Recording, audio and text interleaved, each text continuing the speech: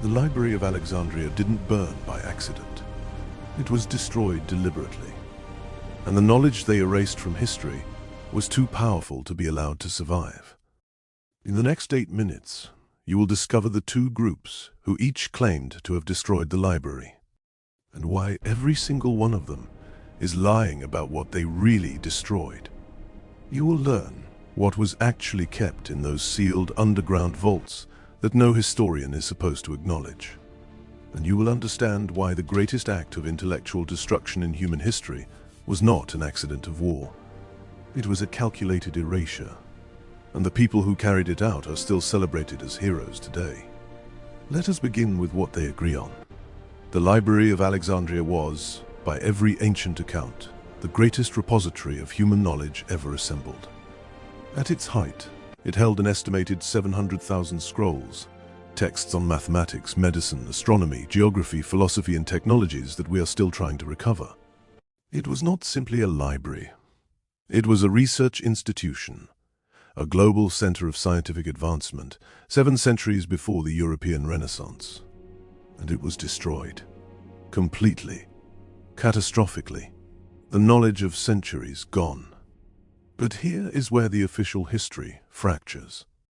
Every school textbook will tell you it burned. Caesar.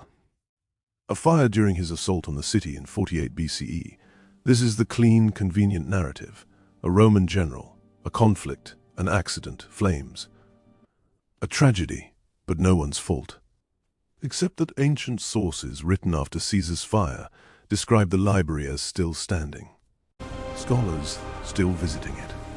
Texts still being copied there for 3 more centuries. So Caesar's fire, if it burned anything at all, burned a warehouse near the harbor, not the library itself. The second blamed destroyer is the Christian bishop Theophilus, who in 391 CE ordered the destruction of pagan temples in Alexandria. Medieval Christian writers later expanded this into a narrative of library burning. But again, contemporary sources from that same period make no mention of the library being destroyed. They describe it as damaged, partially looted, yes, but standing. What was in the library that made Rome so deeply uncomfortable? This is the question that answers everything. Historians who have studied the catalogue records, fragments of which do survive, have identified several categories of texts that Rome had very specific reasons to suppress. The first, astronomical and geographical knowledge. The library held texts proving that the Earth was spherical, calculating its circumference with remarkable accuracy. A full 1,700 years before this was supposedly rediscovered in the European age of exploration. It held navigational charts of coastlines that, according to official history, had not yet been explored. The second, Egyptian and Mesopotamian historical records. Texts documenting the histories of civilizations that, if accurate, place the origins of organized human society thousands of years earlier than Rome's own imperial mythology allowed. Rome needed to be the pinnacle of civilization. These texts threatened that claim. But the third category is the one that no academic discussion ever seems to reach. Deep within the library's restricted vaults, accessible only to the highest-ranked scholars, were texts described by multiple ancient writers as dealing with what they called the knowledge of the mechanisms of nature. These were not philosophical musings. Ancient writers specifically described mechanical principles, descriptions of engines driven by steam, pneumatic devices, and what one Greek manuscript calls the force that moves through copper wire when heat is applied. Hero of Alexandria, who worked at the library, built a working steam engine in 50 CE, a device that functioned on the same principles as the engines that would power the Industrial Revolution 1700 years later. The device was documented, the principles were written down, and then they disappeared.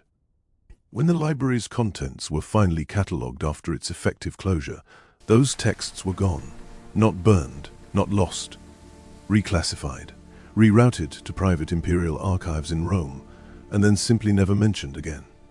What would the world look like if the Industrial Revolution had happened in the year 200, not the year 1800, if the steam engine had been developed from Hero's documented principles?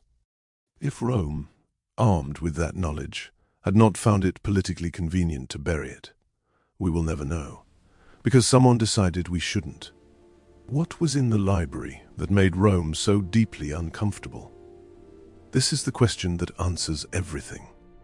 Historians who have studied the catalogue records, fragments of which do survive, have identified several categories of texts that Rome had very specific reasons to suppress. The first, astronomical and geographical knowledge.